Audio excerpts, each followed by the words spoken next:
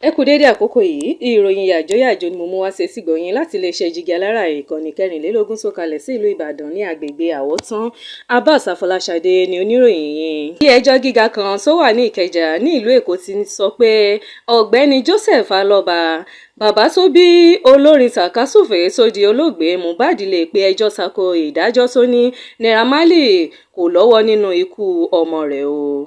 Adájọ́ Táíwò Ọlátòkun ló pàṣẹ náà ní ìlú Èkó pé Joseph Alọ́ba lè pe ẹjọ́ tako ìdájọ́ tó tú afurasí náà sílẹ̀ ṣáájú. Bàbá mohbad sọ pé ìdájọ́ tó tú Naira Marley sílẹ̀ lórí ipa tó kó nínú ikú ọmọ òun kò tẹ́ òun lọ́rùn o. Yàtọ̀ sí Naira Marley, bàbá mohbad tún ní kò bá òfin mu o bí wọ́n ṣe tú Samson Balógun tí ọ̀pọ̀ mọ̀ sí Sam Larry, Owódùnní Ibrahim tí ọ̀pọ̀ mọ̀ sí Prime Boy àti Perry Babatunde sílẹ̀ o. Lẹ́yìn tí ilé-ẹjọ́ náà gbọ́ àwíjàre agbẹjọ́rò ọ̀gbẹ́ni Alọ́ba, ìyẹn Wahab Shittu San, ó ní ọkùnrin náà lè pe ẹjọ́ tako ìtúsílẹ̀ àwọn afurasí ọ̀hún o. Ilé-ẹjọ́ ti wá sún ìgbẹ́jọ́ náà sí ọjọ́ 17 oṣù kẹfà ọdún 2025 yìí.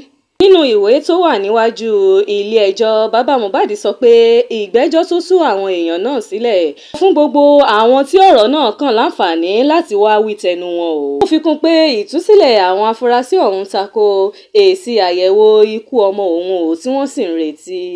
Nínú àlàyé rẹ̀, ó ní gbogbo àwọn tó lè tan ìmọ́lẹ̀ sí irúfẹ́ ikú tó pa ọmọ òun ní pàtó ni wọ́n ti tú wọn sílẹ̀ o. Ọkùnrin náà ti wá ṣèlérí pé òun kò ní sinmi o àyàfi tí àṣírí gbogbo àwọn tó lọ́wọ́ nínú ikú ọmọ òun bá tú tí wọ́n sì fi ìyà tó tọ́ jẹ wọ́n lábẹ́ òfin. Ọjọ́ 12 oṣù kẹsàn-án ọdún 2023 ni mohbad jáde láyé o. Bàbá rẹ̀ kò kọ́kọ́ sin òkú rẹ̀ o, àmọ́ wọ́n hú òkú náà jáde lẹ́yìn ọ̀pọ̀ awuyewuye lórí ayélujára kí ọlọ́pàá tó bẹ̀rẹ̀ ìwádìí. Kò ní jù báyìí lọ lórí ìròyìn yàjóyàjó fún ti àkókò yìí. Ẹ máa bá wa subscribe sí ìkànnì Jígí Alára ìkànnì 24 tó kalẹ̀ sí ìlú Ìbàdàn ní ìpínlẹ̀ Ọ̀yọ́ ní agbègbè Àwọ̀tán. Abbas Afọláṣadé ni oníròyìn yín. Ẹ ṣé púpọ̀.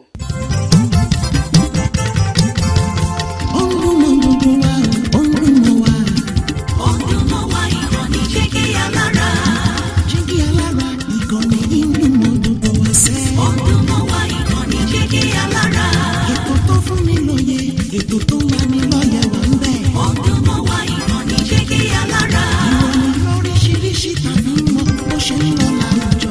Ọdún mọ́ wá ìkànnì Jígí Alára. Ìkànnì Jígí Alára. Jígí Alára. Jígí Alára. Jígí Alára. Ìkànnì Jígí Alára 24 bàbá gbogbo.